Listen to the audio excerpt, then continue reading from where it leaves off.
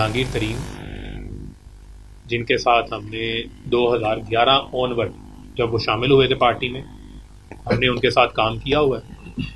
और जहांगीर तरीन के अंदर एक बड़ी ज़बरदस्त ऑर्गेनाइजेशनल सलाहियतें मौजूद हैं।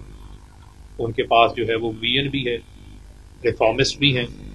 और बहुत सारे लोग उस हवाले से भी मजाक उड़ाते थे, आप जिन एरियाज़ में उनके बिजनेसेस हैं जहाँ पर उन्होंने एग्रीकल्चर के अंदर रिफॉर्म्स लेकर आए हैं, आप सिर्फ मीडिया वाले खामोशी से चले जाएं, माइक लेके चले जाएं और वहाँ के किसान से आप सर्वे कर लें कि जहांगीर तरीन जो है वो कैसा काश्तकार है, या जहांगीर तरीन जो है वो कैसा सनतकार है। आया वो गन्ने के काश्तकार को पूरी पेमेंट देता है?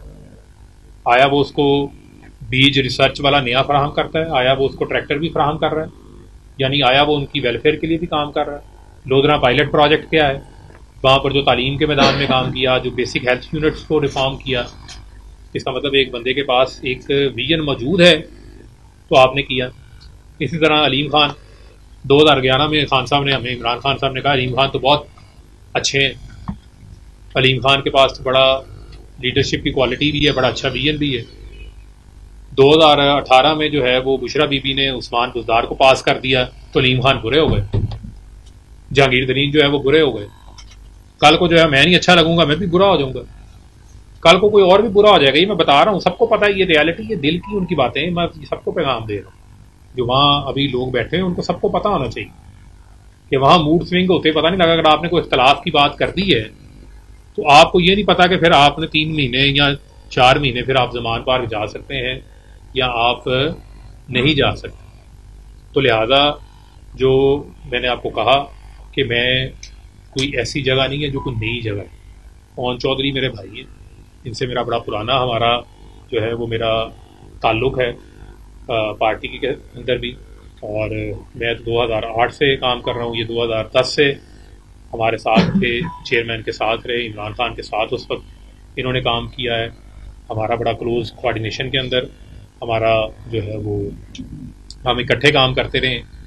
तो अगर हम पीटीआई के लिए दिन रात काम कर सकते हैं, मेरे जैसा शख्स जिसने अपने हाथ से बैनर भी लगाए हुए हैं, जिसने अपने हाथ से कुर्सियां भी लगाई हुई हैं, पोस्टर्स भी लगाए हुए हैं, अपने हाथ से मेंबरशिप की है, हम अपनी गाड़ी के ऊपर मेंबरशिप कैंप, पोर्टेबल कैंप लेके, ये भट्ट साहब बैठे हैं, बाकी अदनान मलिक साहब बैठे हैं, उल्फत मुगल बैठा है, ये भट्टी है, वासिफ है, काशिफ है, ये सारे लोग जो हैं वो जानते हैं, मोहसिन है, ये लियाकत अंसारी साहब हैं, रिजवान आसफ साहब हैं, बाकी सारे हैं, ठीक है। तो कहने का मकसद ये है कि हम अपनी गाड़ी के ऊपर मेंबरशिप कैंप रख के लेके जाके मेंबरशिप कार्ड भरते होते थे। तो भाई हमने एक पार्टी के लिए अपना खून पसीना लगाया है, उसको खड़ा किया है, तो कोई मसला नहीं, हम आईपीपी के लिए भी मेहनत कर सकते हैं। बस मकसद क्या है? मकसद तो ये है मुल्क के लिए काम करना है ना, मुल्क की बेहतरी के लिए काम करना है। यार मैं कोई दहशतगर्द तो नहीं हूं, मैं जाकर पहाड़ों में बैठा छुपा रहा हूं, मैं कोई पाकिस्तान मुखालिफ शहरी नहीं हूं कि मैं जाके रूह पोष रहूं, मैं कानून का सामना ना करूं। तो लिहाजा ये बड़ा ज़रूरी है कि अगर आपने डेमोक्रेटिक स्ट्रगल करनी है तो with in the framework of the constitution आपने करना है। आप ये नहीं हो सकता कि आप वायलेंस भी करवाएं और फिर आपको जो है वो आपको फूलों के हार भी डाले जाएं क्योंकि आप वायलेंस कर रहे हैं और आप जो है वो वायलेंस की बुनियाद के ऊपर आप पाकिस्तान को डिक्टेट करके चलाना चाहते हैं। ऐसे नहीं चल सकता हो। तो ये मेरी आज की जो सारी प्रेस कॉन्फ्रेंस थी, ये उसका लुबे लबाब था और इसमें तो बड़ा ज़रूरी था कि आपके पास 2 रास्ते हैं कि आप जो है वो आदम के रास्ते पे चलें या आप शैतान के रास्ते पे चलें, ठीक है। तो मैंने वो रास्ता इख्तियार किया है जो मुझे लगा कि ये एक सही रास्ता है। इस रास्ते में जिस वजह से मैंने पॉलिटिक्स ज्वाइन की, मैं अपनी पॉलिटिकल स्ट्रगल जारी रख सकता हूँ, मैं अपना पैगाम लोगों के पास लेके जा सकता हूँ कि हमारे पास, हम 3-3.5 साल, मैं 2.5 साल एमएनए रहा, 1 साल में वजीर रहा, मेरा पास तो आज भी फैसलाबाद में किराए का घर है।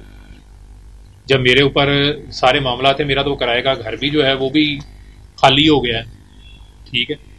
तो कहने का मकसद ये है कि हम तो कोई जायदादें पॉलिटिक्स के अंदर आके नहीं हमने बनाई, हम मिडिल क्लास के लोग हैं, हमने तो स्ट्रगल करनी है, हम तो आप लोगों में से ही हैं, तो हम फिर स्ट्रगल करेंगे और हम मुल्क के लिए, जहां मुझे ये लगे कि मेरा पर्पस, मैंने ये सोचा मेरा पर्पस क्या है भाई, अगर मैं मुल्क के लिए कंट्रीब्यूट ही नहीं कर पा रहा किसी भी कैपेसिटी में रह के, पॉलिटिकल कैपेसिटी में भी रह के, कि मैं अपनी यूथ के लिए भी काम नहीं कर पा रहा, तो फिर कहने का मकसद ये है कि फिर आपके पास मकसद खत्म हो जाता है। फिर इसका मतलब है आप अपनी ज़ात के लिए बैठे हो।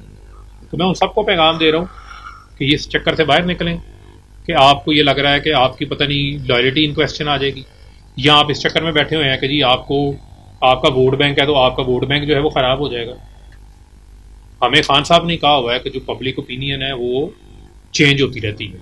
आपको तो पता है ना, आपको अक्सर वो वाक़या सुनाया होगा उन्होंने कि लाहौर के क्रिकेट स्टेडियम में मैं मैच खेलने के लिए उतरा तो पहले लोग लगा रहे थे शेर लाहौर, तो पहली गेंद पे मैं आउट होकर बाहर आ गया, तो उन्होंने फिर मुझे वो मुगलजात सुनाई।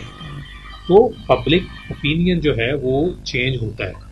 एक वक्त में पीटीआई टांगा पार्टी थी, आज आप आईपीपी का कहें जी आईपीपी के पास सिर्फ जी लीडर ही हैं जी, उनके पास वर्कर नहीं है, तो आज वर्कर भी आ गए जी, वर्कर भी मौजूद हैं और इंशाल्लाह हम इसकी मेंबरशिप भी लेके जाएंगे, इसका पैगाम भी बढ़ाएंगे और इंशाल्लाह इस पैगाम को हम आगे भी लेके जाएंगे और हमारा जो पैगाम है वो बिल्कुल पाकिस्तान की तरक्की में मुस्बत किरदार अदा करने के बाद।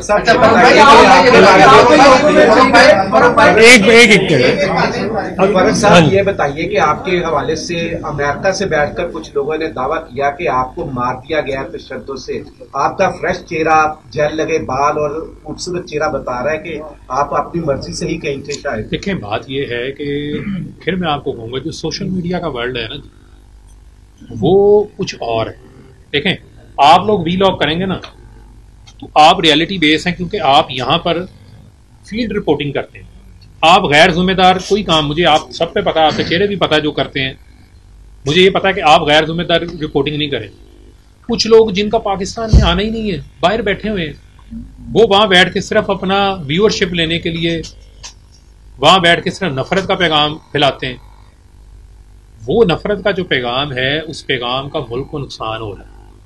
ये नुकसान है जो सोशल मीडिया की वजह से हो रहा है। मैं सोशल मीडिया के लोगों को बुरा नहीं कह रहा, लेकिन मैं उनको कह रहा हूं कि यार ये जज्बात में आके चीज़ों को आप रीट्वीट या पोस्ट ना करो, आप अपना माइंड अप्लाई करो। आपको अल्लाह ताला ने अशरफुल मखलूकात बनाया, आप सोचें, हर पहलू पे सोचें और आप ये भी सोचें कि आज अगर हालात इस तनाजुर में पहुंचे हैं तो वो पहुंचे किस वजह से हैं, उसके मुहर्रकात क्या हैं। अच्छा, ये बताइएगा कि